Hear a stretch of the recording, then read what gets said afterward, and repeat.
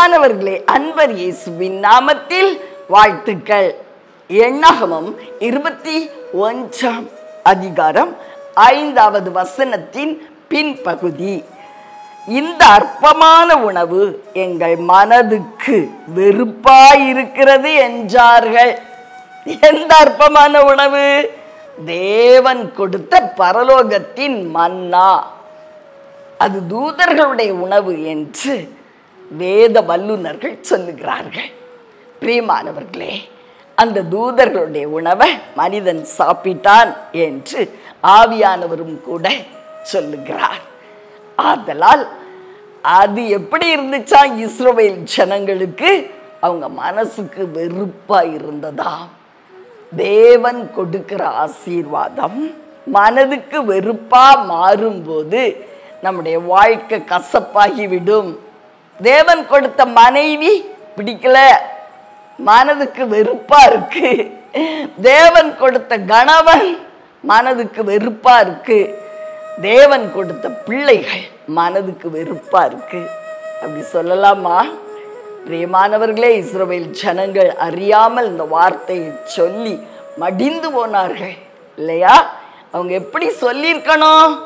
அப்பா, நீர் கொடுத்த இந்த வான மன்னாவுக்காய் உமக்கு நன்றி, இன்னும் இதோடு கூட இறைச்சி உணவை எங்களுக்கு கூட்டி கொடுங்கப்பா. அப்படி சொல்லி இருந்தா ரெட்டிப்பான நன்மை பெற்றிருப்பாங்க.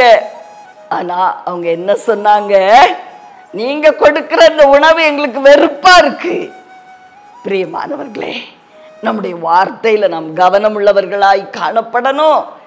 தேவன் கொடுத்த ஆசீர்வாதங்களை நம்ம வெறுப்புன்னு சொல்லவே கூடாது. அப்பா, இதோடு கூட இன்னும் எங்களுக்கு இப்படி ஒரு ஆசீர்வாதத்தை கூட்டி கொடும் அப்படின்னு கேட்கலாம். அப்ப ரெட்டிப்பான நன்மையால் நம்மை திருப்தியாக்குவார்.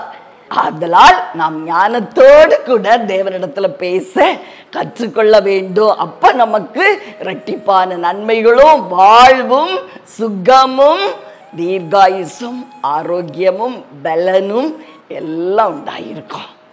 ஆதலால் பிரியமானவர்களே, உங்களுக்காக ஜெபிக்கட்டுமா?